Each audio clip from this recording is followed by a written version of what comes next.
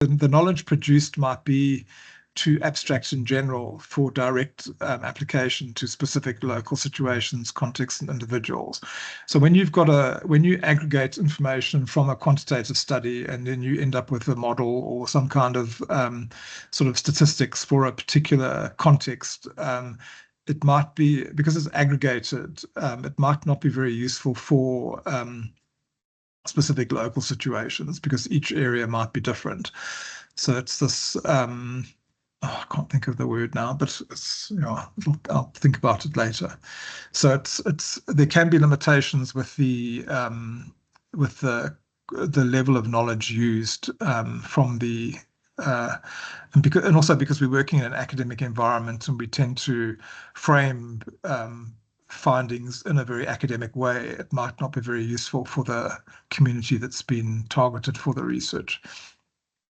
Okay, this is a number of, this graph just shows that some fields are more or less deductive and inductive. So these are the faculties at UJ that we support through StatCon, and you can see the biggest the largest group that we provide a service for statistical support and quantitative research support is the College of Business and Economics. I don't know why I said CME, that's a typo. Health Sciences, so the health sciences disciplines will have a sort of quantitative focus. Phoebe, which is engineering and built environment, so the engineering faculty, but that's also largely management of engineering that come for us to our support, and then smaller numbers coming from humanity, education, and science. Science will do a lot of quantitative research, but the students will be trained to do the they'll have very sort of structured projects, and they will be trained to do the analysis themselves. So they won't necessarily need to come for a service of support because they already have a lot of support from within the faculty for their research. And then you'll see there's very little uptake from FADA and law. And that's partly because they do very specific kinds of research within their disciplines, which is not, and they don't do a lot of quantitative-based research, which is not necessarily a good thing. But yeah, so I think some faculties could benefit from more quantitative research. But similarly, the faculties that are focused on quantitative research could also benefit from doing qualitative research. So it's a choice, and there are disciplines where there's a strong orientation towards quant or qual, but I think the use of both approaches would be more appropriate, not just using one or the other. Okay. Then research strategies. So going down a level to the research strategies, we now have a lower level. So underlying the quantitative, qualitative mixed methods approach. So the student would have chosen to do, say, use a quantitative design. They then need to choose a strategy. Okay, so there's a number of strategies on the screen. Experiment, survey, archival research, case study, ethnography, action research, grounded theory, narrative inquiry. That's not all the strategies. But when you look at those labels, experiment, survey, archival research, which of those do you think is most commonly associated with quantitative research? Are there any that jump out of you as saying that's a quantitative strategy?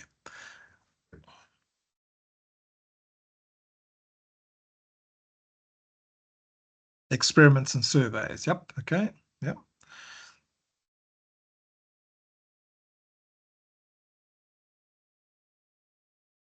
Any other suggestions?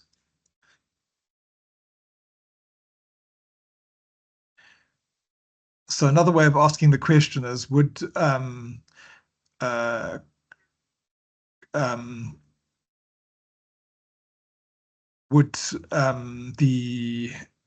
grounded theory involve quantitative?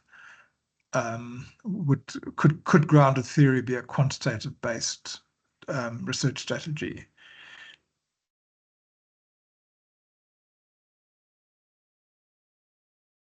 Could action research be quantitative? Could ethnography be quantitative?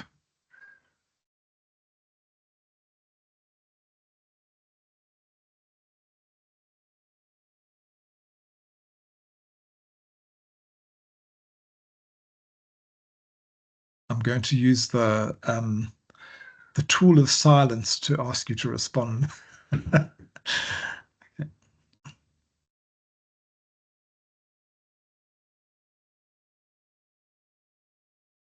Well, let me ask you another question. So which of these strategies have you used for your own research? Just type in the chat window. So if you've used a survey, just type survey. If you've used an experiment, just type experiment.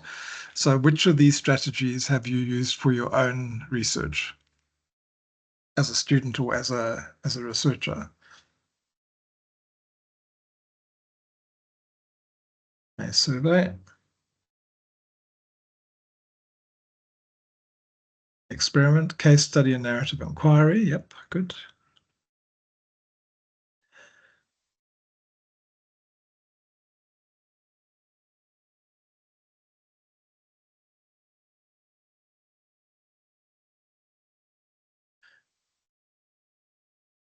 I've only had 3 responses. So I'm waiting for a couple more.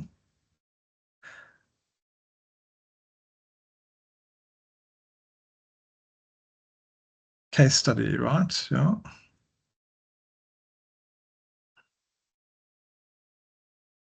Doug, I have a question. Yes, yeah. So which one? Like, okay, I just get a bit confused. Maybe some of them is because of the terminologies that we now see there that Okay. we might not be understanding. But if you I've engaged in a lot of research whereby I use secondary data, from different databases, especially maybe trade databases. Um, but obviously that data is a primary route, maybe where it was collected through surveys or some Yeah. other kind of collection method that was used. So where does it fit into that? Is it when you analyze that through data or other means, where is it classified? Okay, so if it's secondary analysis of data, then it would definitely be a quantitative design. And you could, so I would, yeah, so it's not a primary survey. It wouldn't be a primary survey, but it's kind of drawn from a survey. So I would kind of probably put it under a survey, depending on because the data could have also come from an experiment, but I think usually I would call it probably a survey, a secondary analysis of survey data. So I'd classify it as a survey, but you'll see in the next slide that I show that also shows secondary analysis of data under the list of approaches. So part of the point about this is that when the student does their proposal, they need to provide a sort of framework for the design. And at the highest level, well, not at the very highest level, you'll have philosophy, but then below that, you're going to have a methodological choice, which is going to be quantitative, qualitative, or mixed methods. And then below that, there's going to be another choice, which would be the strategy. What I call the strategy, and then there's a choice there between different options. But different writers might classify them a bit differently, depending on different disciplines, that kind of thing. But so I personally would call it a secondary analysis of survey data, if the data comes from a survey. So that's how I would classify it, as being a survey, and then you're doing secondary analysis of that data. But there is also another option of calling it secondary analysis of data. So that could be the category that you use, or the sort of the group that you use. So let's have a look at that. Yeah. So, sorry, there's a comment here. I think grounded theory, ethnography, and action research, archival research can be both quantitative and qualitative. Okay, so I think action research and ethnography could be quantitative, ethnography is more likely to be qualitative, and grounded theory is definitely a qualitative kind of design, but you might count words at some point and part of that as part of the analysis. So but I think in principle that's more qualitative, much more qualitative in design than quantitative. So, but yes, there's usually there's always exceptions. So you could theoretically do quantitative. You could sort of have some kind of quantification within most of the strategies. So definitely a case study, you can do you can have a quantitative element in a case study, for example. So let's just look at the next slide, which is this is from a book by Mouton. It's quite an old text, but it was a book. It's quite a nice text because he gives he splits the categories into empirical studies and non-empirical studies. So remember I said earlier there is another group of studies where you don't actually necessarily collect data, primary data, or even use secondary data. So under the quantitative designs, and I put it in inverted commas. I've changed it from so it's not, as I say, there's always going to be exceptions to the classification, but in general, quantitative designs would include surveys, comparative, cross-cultural, and cross-national studies. So there's a whole discipline of looking at problems across culture and across national boundaries.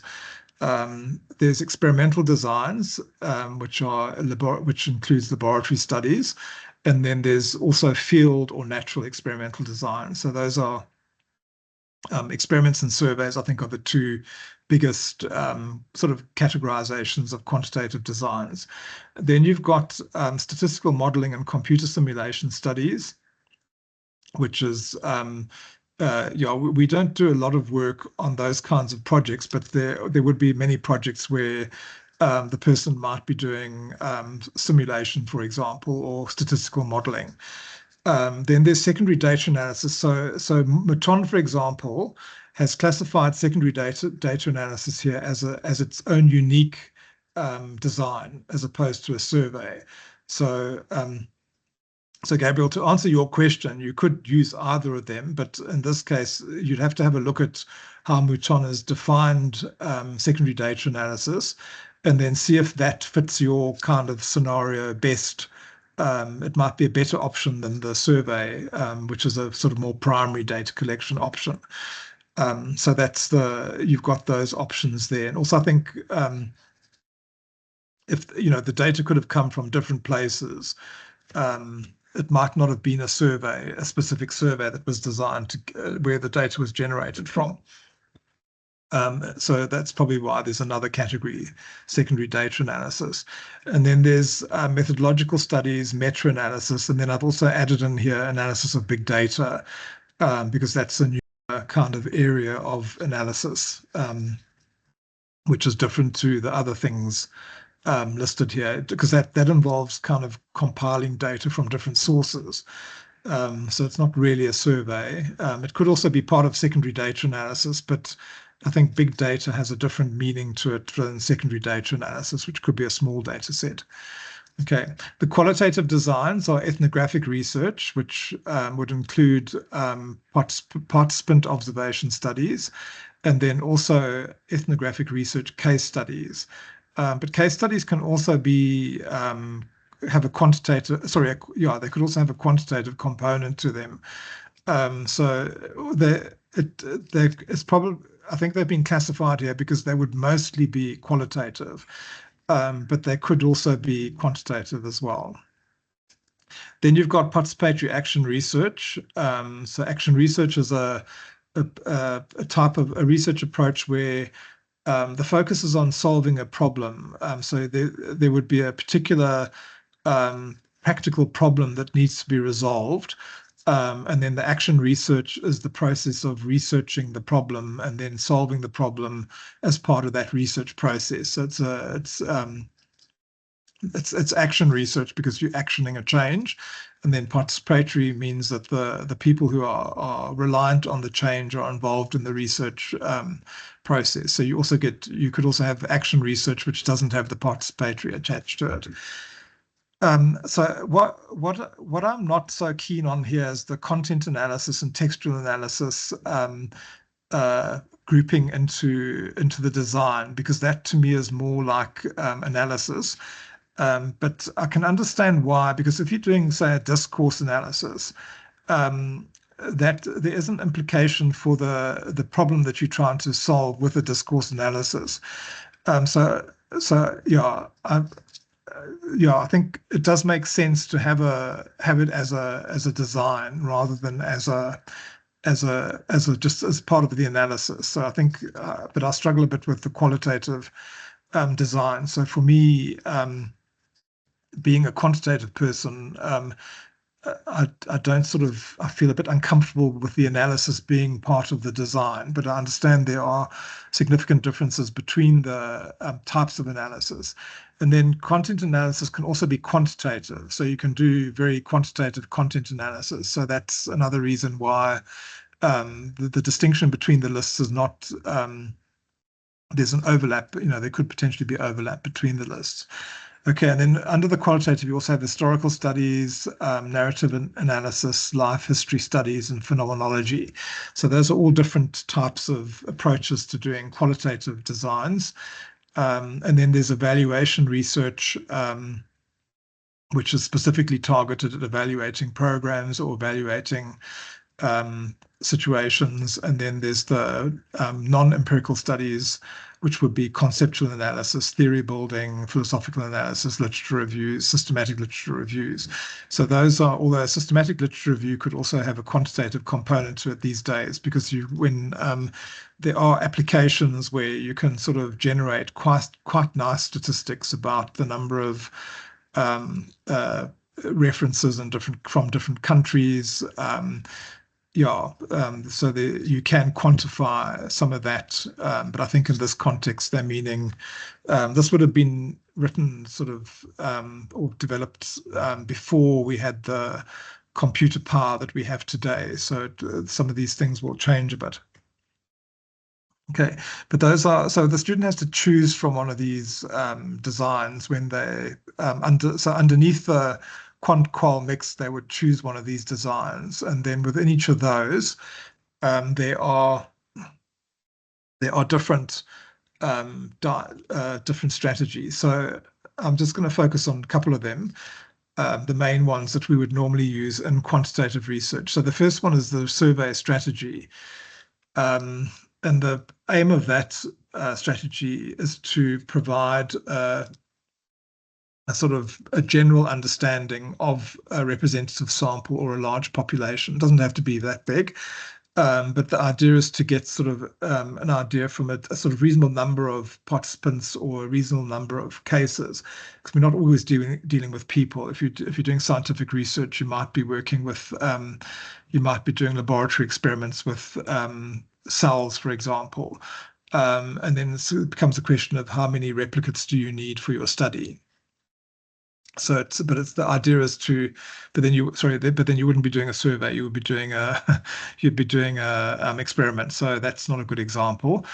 So with a survey, another kind of survey, not with people, would be a survey of documents, for example, or a survey of newspaper articles, or a survey of social media pages, web pages, those kinds of things. Those are different. They're not people, but they're different sources of information for your survey. A survey can be exploratory, it could be descriptive, or it could be causal. So you can have different types of design for the survey. The theory associated with the survey is a positivist meta theory kind of approach, and this today it would be more post-positivist. The selection of cases would usually be probabilistic sampling, and we'll talk about sampling in the next session. Not today, in the next contact session. And it's but sometimes because of the nature of research or the context, it won't be possible to use probability sampling. So we'd have to use non-probability methods. The most common methods for data gathering are structured questionnaires, paper, electronic, or telephone, or it might be documents which you then want to analyze. And then the methods and techniques to analyze the data are descriptive and inferential statistics. The most common sources of error would be sampling error, questionnaire error, poor operationalization of constructs, and we'll talk about that in a later session. High refusal rates, high non-response, interviewer effects, respondent effects, fieldworker error, data capturing error, and appropriate selection of statistical techniques. So again, remember those links in the chain. These are some of the links in the chain which might break down. And then that would threaten the validity and reliability of the research. The limitations of the survey approach is that there's a lack of depth of insider perspective, so it's fairly superficial. You can do very sophisticated projects with surveys, but often the quality of information, because of the nature of the instruments and so on, can be quite thin.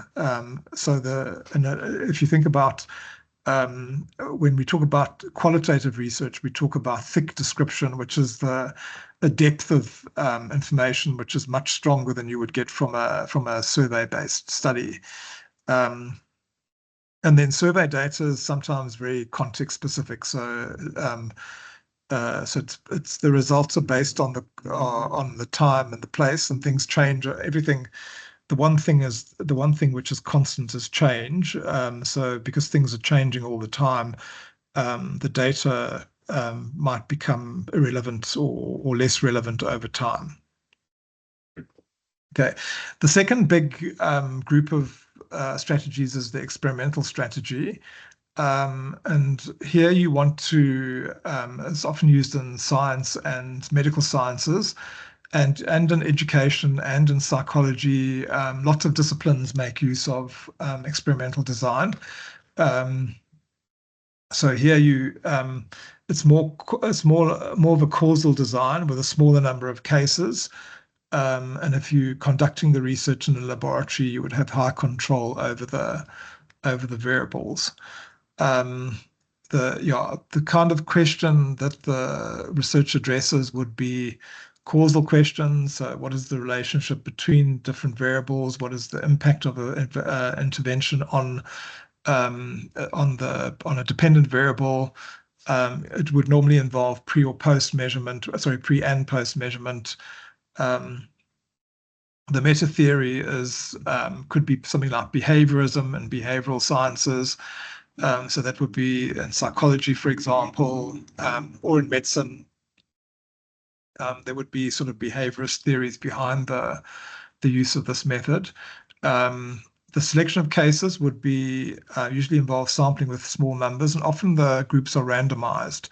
So you might have a control group and an experimental group, and then you would place people into the groups based on a random selection process or a random allocation process. The most common methods for gathering data would be structured observation, physical measurements, and psychometric techniques. So if you were testing the effectiveness of a drug, for example, you would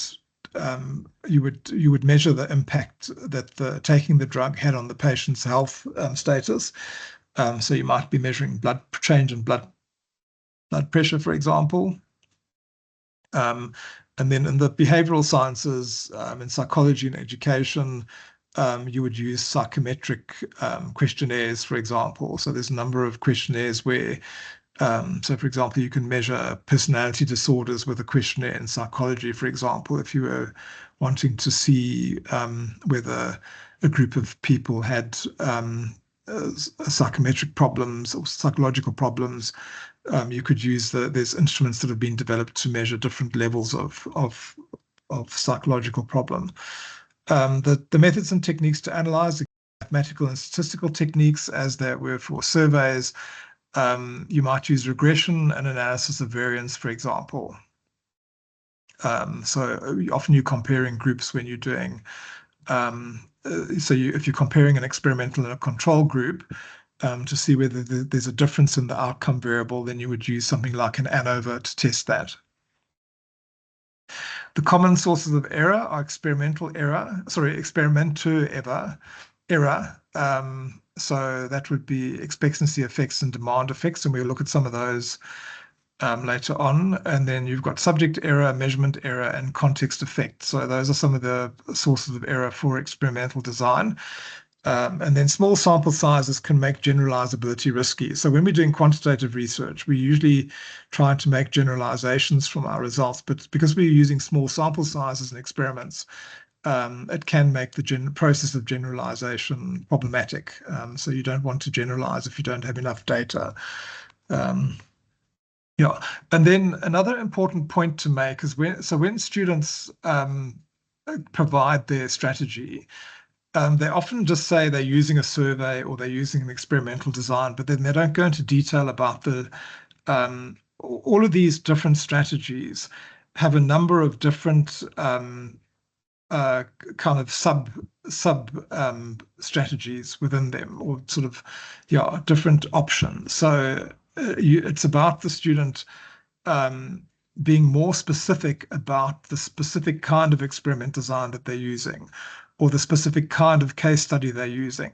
So when the student is working in the area of surveys or in the area of experiments, they need to do reading up on that area or that particular strategy, and then look at the different kinds of options that they could be choosing, or make it more specific about which particular design they're using. It might be that they don't know in the beginning. So sometimes they might not know exactly what they're going to do, but usually they should. They should have a good idea about what they might not have a good idea because they don't have the knowledge, but it should be quite clear what they're going to be doing in terms of the strategy that they're using. So if the student is using an experiment, then they should be able to describe the particular kind of experiment that they're doing, because there's different experimental designs. Is it going to be a single group experiment? Are they going to have a control in an experimental group, for example? Are they doing a pre and post measurement? So all of those things would need to come into the description of the experiment. Okay, and then so it's about drilling down to a more specific design than just simply saying you're doing a survey or an experiment or a case study. It's what type of survey are you using, what type of experiment are you using, and so on. Okay. Yeah, so I think I've asked you that question. Yeah, so I think the other question, which is interesting, and I think what distinguishes one strategy from another? So if I talk about what is the difference between a survey and an experiment, let's ask that question. What is the difference between a survey and an experiment? What characteristics make the one different from the other? What does an experiment have that a survey doesn't have, or what does a survey have that an experiment doesn't have? Have I said that right?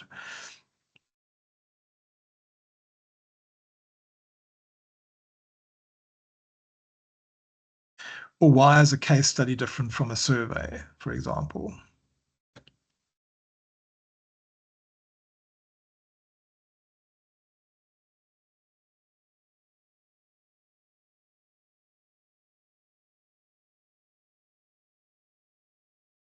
Any suggestions?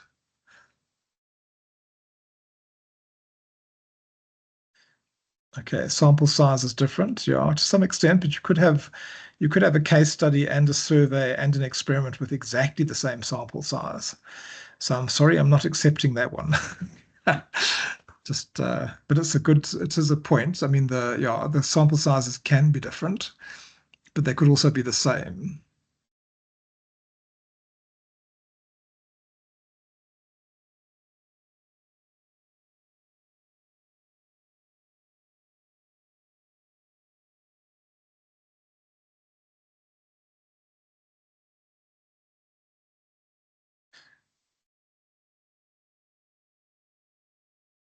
You could also say that you could also maybe argue that a survey is cross-sectional.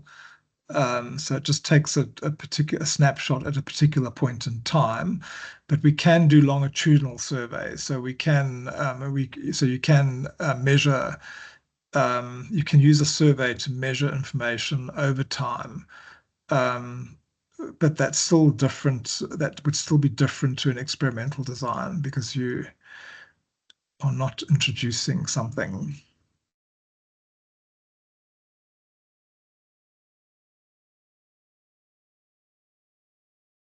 Okay, surveys are observational and experiments are interventional.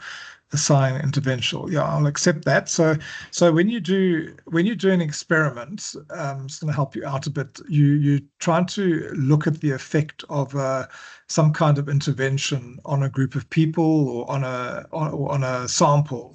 Some kind of, doesn't have to be people. It could be a petri dish with some bacteria in it, for example. So it doesn't have to be.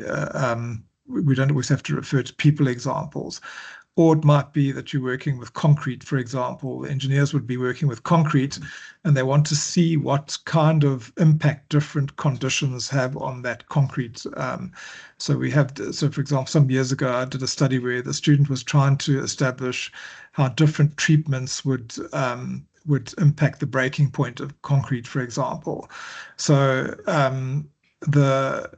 with the experimental design, there's some kind of intervention that you are applying to the situation, and then you want to see what the impact of that intervention is on the dependent variable. With a survey, you're not doing that experiment. You're simply measuring things.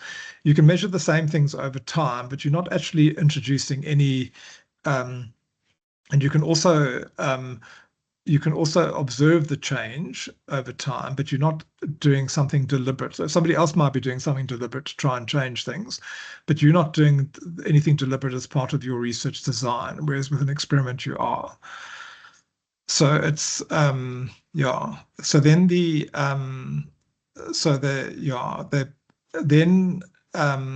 with a case study, for example, the characteristic of a case study is that okay, there's an interesting option here. So the type of research is inductive or deductive.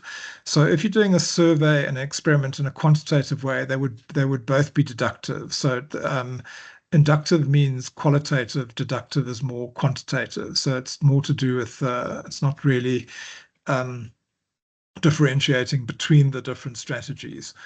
The data collection techniques differ, they don't have to. So you can do an experiment with a questionnaire and you can do a survey with a questionnaire. So that's not the distinction. You can measure, it's more to do with what you're trying to achieve with the research rather than with tools that you're using to measure things with. So it's more about the purpose of the research rather than the instruments that you're using to measure, collect data. It is the case that surveys are normally associated with questionnaires, for example. And experiments might be more associated with physical data that you collect from a lab experiment. But it's not always the case. You can do experiments using questionnaires. So if you're a psychologist, you could distinguish between a psychometric tool and a questionnaire, but they are basically a questionnaire. So if you're a psychologist testing an intervention, you can measure, and you want to measure, say, self-esteem of the people you're studying. You can measure self-esteem before using a questionnaire, and you can measure self-esteem afterwards using a questionnaire. So the instrument is not the issue. It's more about what you're doing with the research. A case study is a case study is defined by having multiple sources of data. So you get data from multiple sources and you use different tools for the data. So that's the characteristic of a case study. So it goes beyond a survey. You could have part of your case study could be using questionnaires to collect information from a group of people, but you're not going to restrict the study just to using that piece of information. So it gives you a better view of what's going on than if you were simply doing a survey, because you're using other sources of data. You might use interviews and you're using other samples as well. So it's a multiple. If you claim to be doing a case study and you're only using a questionnaire, then you're not doing a case study. You would be doing a survey. So that's kind of how I would try and classify the difference between them.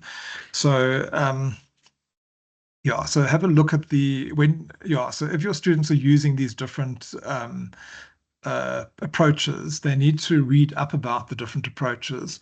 And then in most general research methods textbooks will have a chapter on surveys, they'll have a chapter on experimental design, they'll have a chapter on case studies, they'll have a chapter on ethnography. Yeah, so there's for me, ethnographic studies and action research are like very specific kinds of case study. So it is a form of a case study, but it's much more it's more targeted and more focused on looking at particular groups of people, for example, or trying to solve a particular kind of problem.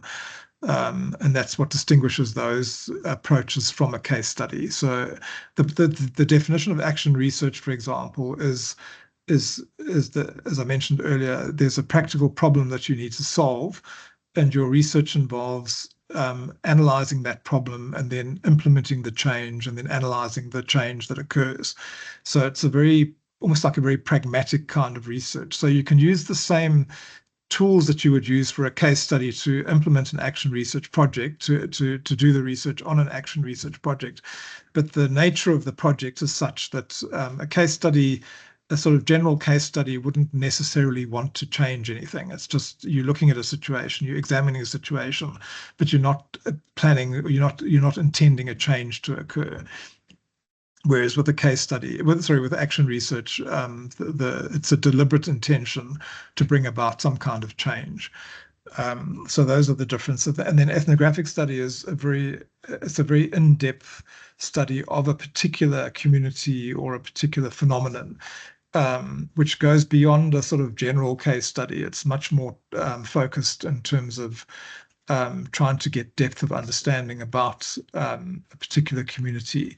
And that would normally involve participant observation, where you become part of the community to observe them, and that wouldn't necessarily normally happen with a general case study. So that's an example where the method that you use is very strongly associated with ethnography.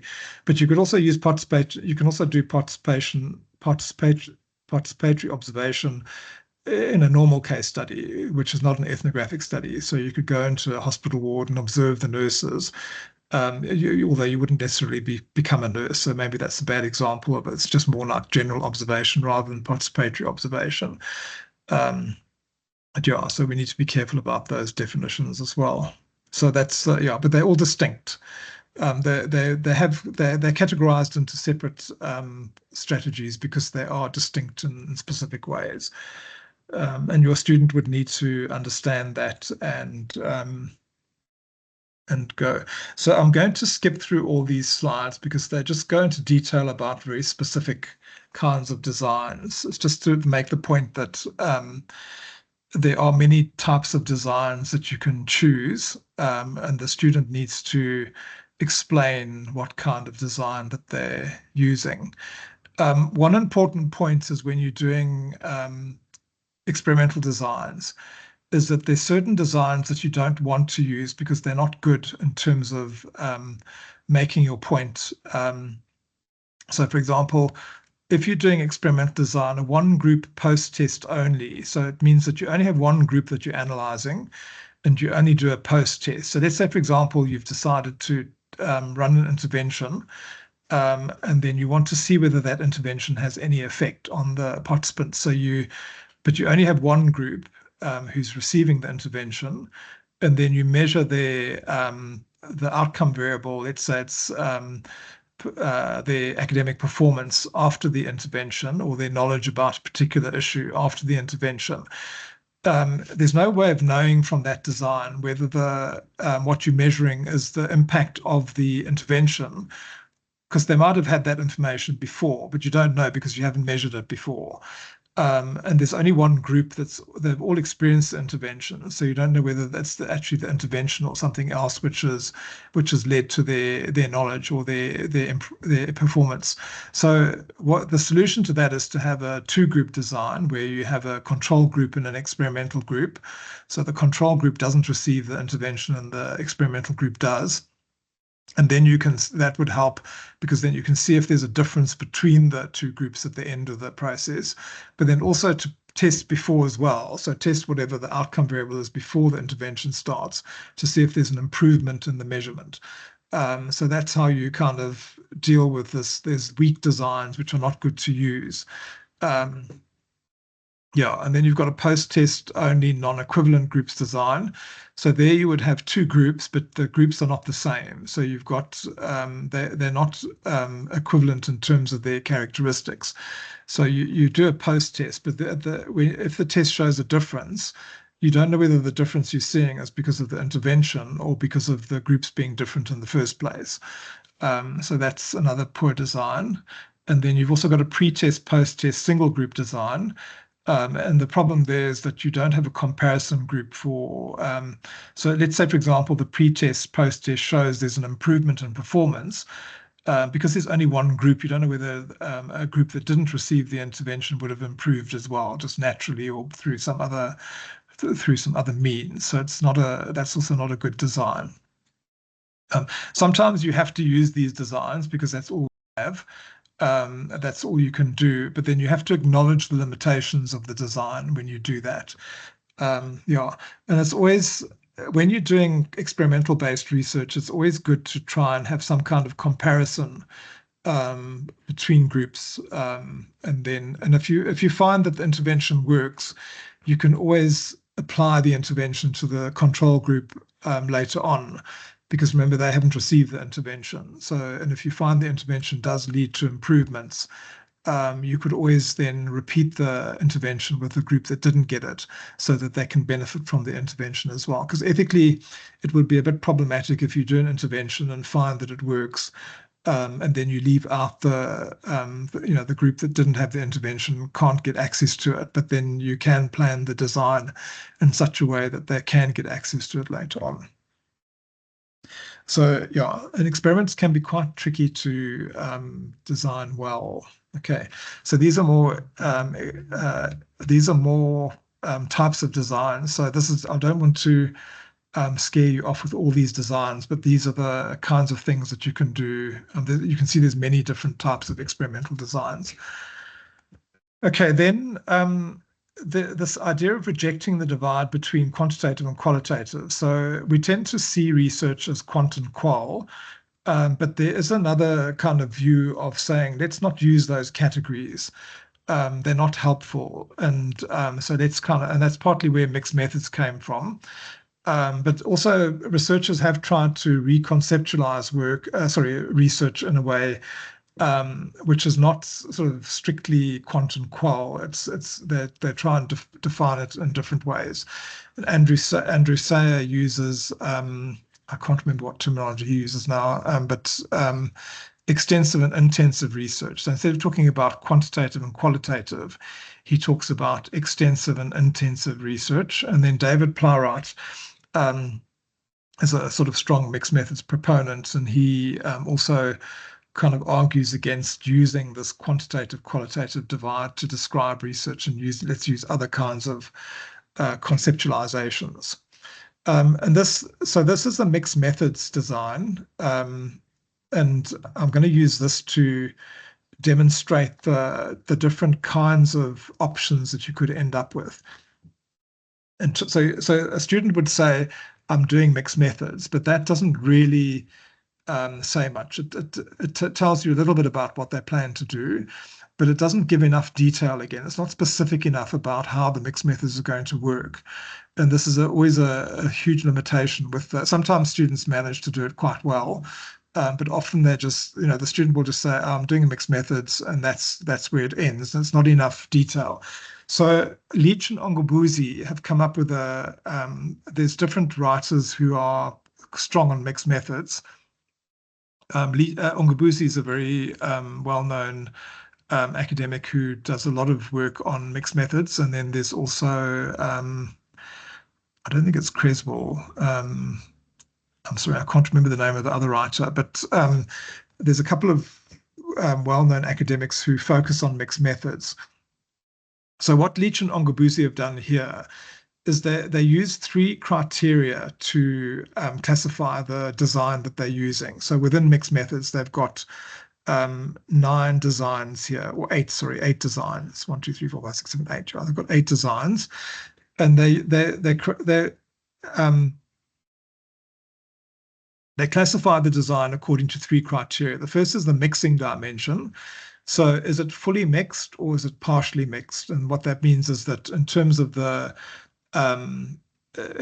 mixing the information once in terms of how much the information is going to be mixed, is it fully integrated or is it partially integrated? It might even be not integrated at all, which is less likely, because the point of using mixed methods is to try and mix the information. So if it's fully mixed, you go to the right. If it's partially mixed, you go to the left. And then the second criteria is the time dimension. So when does the quant and qual occur? Is it concurrent? Does it happen at the same time? Or is there a sequence to the timing of the quant and the qual? Does the quant come first, or does the qual come first? That would be a sequential design. So that's the second question that you ask. And then the third question is, what is the emphasis? Are the quant and the qual given equal status, or is one of them dominant? So is the qualitative dominant over the quantitative? And that's often the case with mixed methods designs, is the one component might have a stronger emphasis than the other. And then based on that, you end up with these 8 designs. So you've got partially mixed, concurrent, equal status design. You've got partially mixed, concurrent, dominant status design, and so on. I'm not going to go into detail. And then they give an example of a study where each of those designs has been used. So that's the kind of level that the student could go to when they are describing their mixed methods design that's going to happen. It might not work out that way in reality. So, for example, I'm helping a PhD student who the original intention was the qual component would be dominant, but now the quant component has become dominant because of a problem. So the design hasn't worked out quite the way it was expected, and that happens. But hopefully, in reality, often the design will work out the way you're expecting it to. So that's so I think this gives a nice example of drilling down to a more specific level of strategy, and this gives you a very detailed. This would give you a very detailed kind of idea of what's going on with the research. Again, the problem sometimes with students is that they won't necessarily understand how it's going to work, but in reality, so because they haven't done it yet, and if they haven't got experience of doing much research before, they won't know of the options or what the possibilities are. So that's where you as a supervisor could step in and say, this is the kind of design that I think might be a good one for your purposes, or this is practically what might be, or conceptually what's needed, or practically what might work. Okay, so I hope that makes sense. And then, yeah, and then that's, so any questions on the strategies? Any questions on the strategies?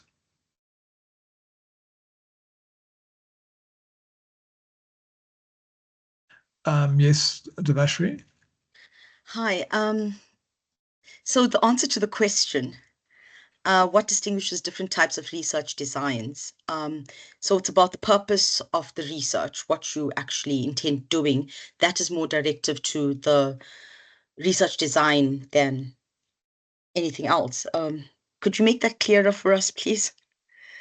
Yeah, so if the purpose of the research is to measure variables for a sort of a population of people or objects. It doesn't have to be people. I use people a lot because most of the research that we support is sort of involves some kind of sampling with people rather than objects. But so if your purpose of your research is to get an idea of, it could be a descriptive analysis of a baseline sort of idea of what's going on with a group of people, or it would be to examine the relationship between variables in a business, for example, in a business context. So, for example, the study I was talking about where organizational culture, asking the question, what is the relationship between organizational culture and psychological capacity, for example, capability. What you're doing there is you want to kind of analyze, you want to measure that information for a reasonable group of people, a reasonable number of people, in order to make a comment about the relationship between the variables, or to be able to describe what's going on with a group of people. And in that kind of context, the survey would be the most appropriate. It would be a tool, an approach that you could use, because the survey achieves that. It tells you, it describes what's going on with a group of people, or it can look at the relationship between variables for a group of people. You could also use that. It wouldn't work. I'm talking nonsense. It wouldn't work in a lab because you'd be doing experiments in a lab. Or you might do, if you want to understand what kind of articles are being written in a newspaper, what topics is the newspaper focusing on, you could take a sample of newspaper reports and analyze the topics that are being covered in a newspaper. And that's what surveys do. They describe things very well. And you can look at relationships from the surveys when you measure indicators. But the survey, the point when you're not with that research project, you're not intending to change anything. You just want to observe what's going on. I think there was a comment in the thing about observational versus interventional. With survey, you're not trying to change anything. You just want to observe what's going on with those variables. You're not influencing anything. If you want to change something or look at the impact of one variable on another variable, then you would use an experiment. So you're wanting to bring about, or you're wanting to examine what effect a group of variables, or one or two or more variables, has on an outcome variable. So that could apply in many different settings. So in a kind of scientific setting, you could say, well, as the example I was using, you want to see how different influencing variables affect concrete. So you've got the thickness of the concrete would be a variable. The amount of exposure the concrete has to the elements would be a variable that you would want to, and then the dependent variable might be at what point does the concrete break down or crack. There was another study where somebody was looking at, they call them pencils. It's pieces of wood that they use in mines, but they leave them out to be exposed. And the study was about trying to establish at what point do those pencils become dangerous to use because they've been exposed to the elements. So that's one example where so what you're doing there is you are testing to see what impact, and in this case, the person actually deliberately exposed the pencils. These are wooden, they're like wooden, they're like wooden poles. So they deliberately exposed the wooden poles to heat and to water to see under what conditions they would kind of break down or become unreliable to use. So that's in a sort of experimental setting. You could also do it in a psychological or educational setting where you have an intervention, and then you want to see what impact that intervention has on the participants. So it's a bit like an evaluation, but so you start out by you start out by measuring the variable that you're interested in. So let's say it's the person's use of language. That could be how well they use language, for example. And then so that you measure that in the beginning, and the person gets a score for that. Then you introduce the intervention. The intervention will involve some kind of learning by the teaching and learning for the person in terms of improving their language use. So that's the independent variable. it's one of the independent variables. So that intervention itself is the independent variable, and then the outcome would be measuring again at the end of the process the person's ability to use the language, and that theoretically that would increase. So same in a medical context, you could have a situation where you have a patient that comes in. This is the chiropractors would do this kind of work. The patient comes in with a pain level, and they measure their pain level when they begin their treatment, and then they get treatment over a number of weeks. So there's an intervention there by the health professional, and then they measure the pain level at the end of that process, 6 weeks later or 12 weeks later. And theoretically, you would expect the pain level to go down, and that's what you measure. So you're conducting an experiment. Obviously, it can be a real experiment because with the chiropractors, they would be, they're obviously doing their work, so it's part of their job. It's not a setup experiment. It's a real life experiment, so to speak. So the purpose of the research is to evaluate or to measure the impact of some kind of intervention on a patient, for example, on an object. With a case study, as I said, you can use the same kinds of tools that you would use, but a case study, the purpose of a case study is you want to get a good understanding of what's going on with a situation or a phenomenon. So you don't just rely on one source of data, you bring in many sources, a number of sources of data. It could be two or more. So like with the example of the baseline study, where you did the survey to kind of describe what's going on in the community, you would also go and do interviews with government officials, for example, to find out how they think they're helping the community.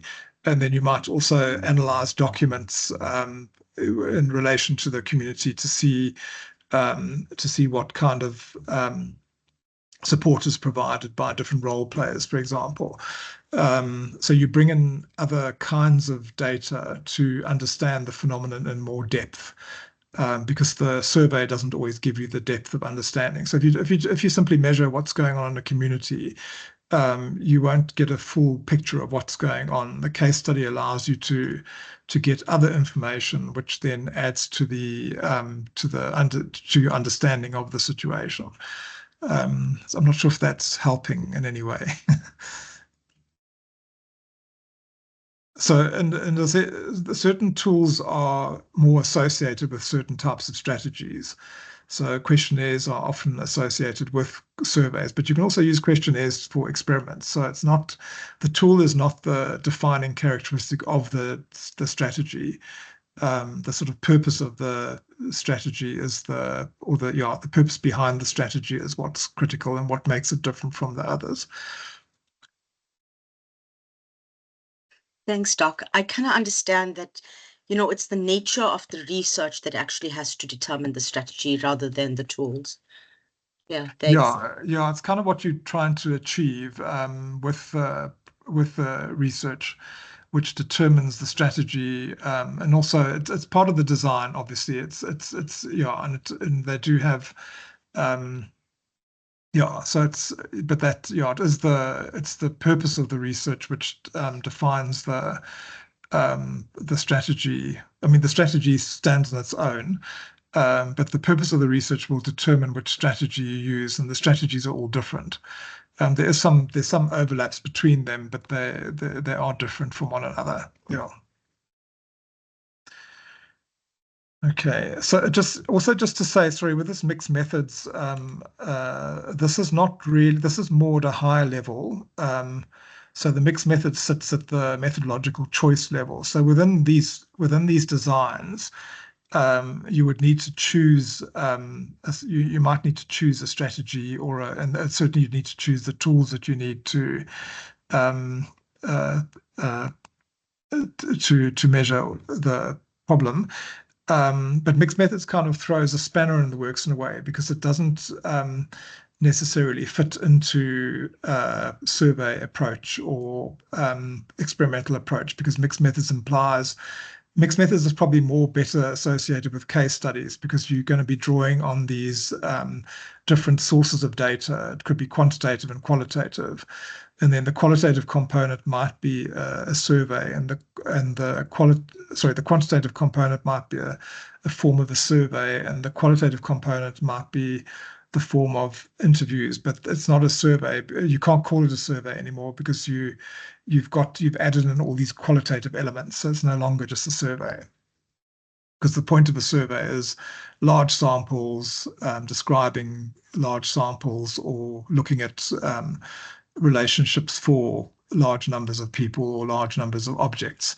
And you're no longer just doing that. So, so it does make it a bit more complicated in terms of describing the methodology. But I think for mixed methods, I would just follow this kind of design, and then describe the specific kinds of typology of mixed methods. And the other author, I think the other author who writes about mixed methods also has his own classification, which will be slightly different from this, but it's the same principle as to drill down to more detailed design that you might have.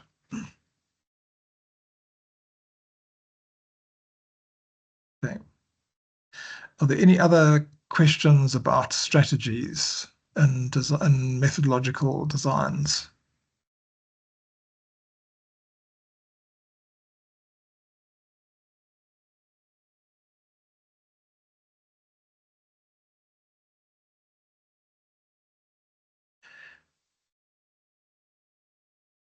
So I suppose the question would be, is in your discipline, is there a sort of a particular strategy that is used often?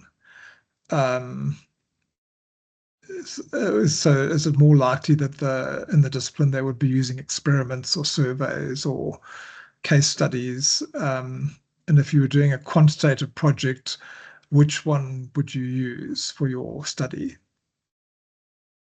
Or which one would you want to supervise, I guess, would be a good question.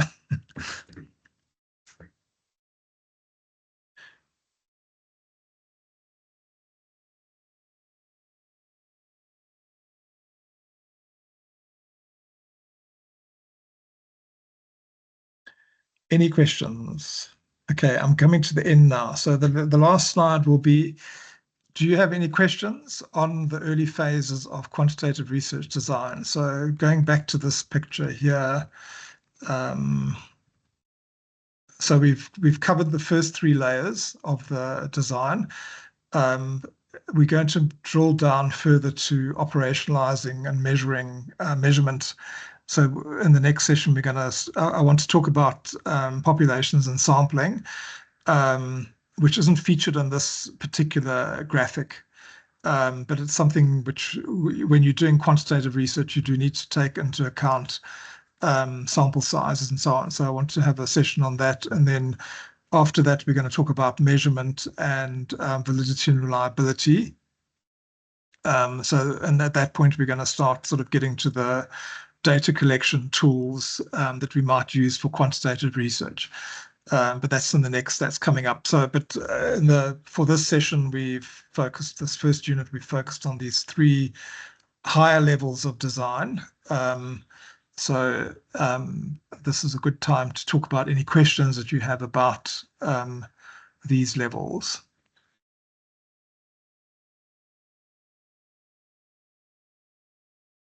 Survey. Okay, good.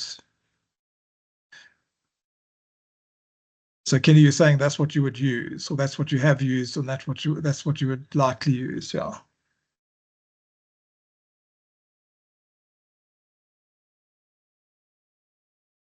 Okay, are there any questions?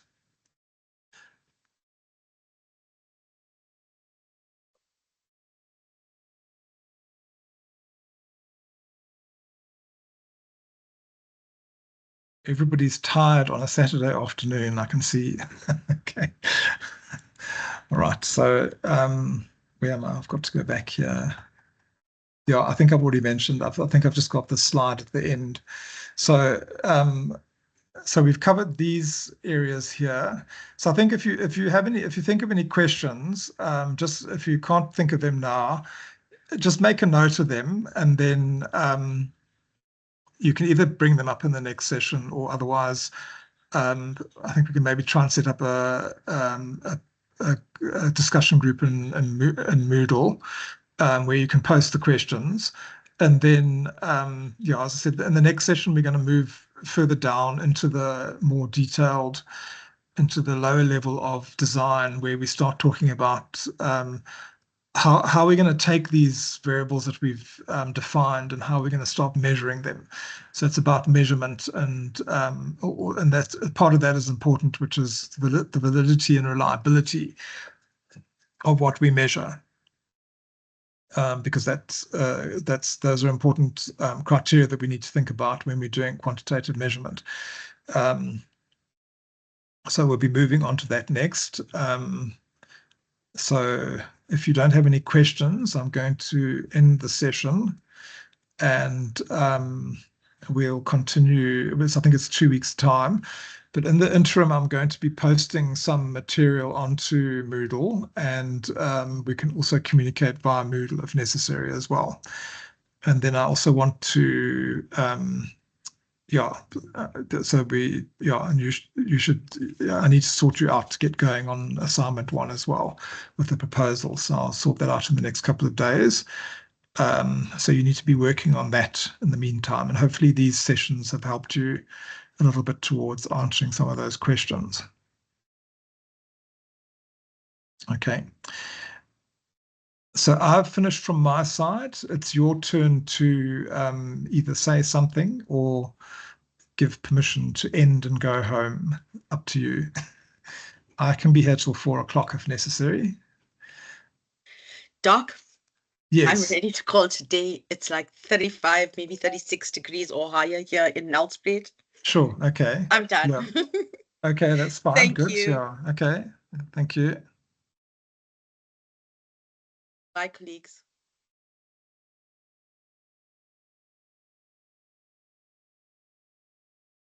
Bye. Thank you very much. Thank you. Bye. Thank you, Doctor. Have a good day further. Thank you. You too.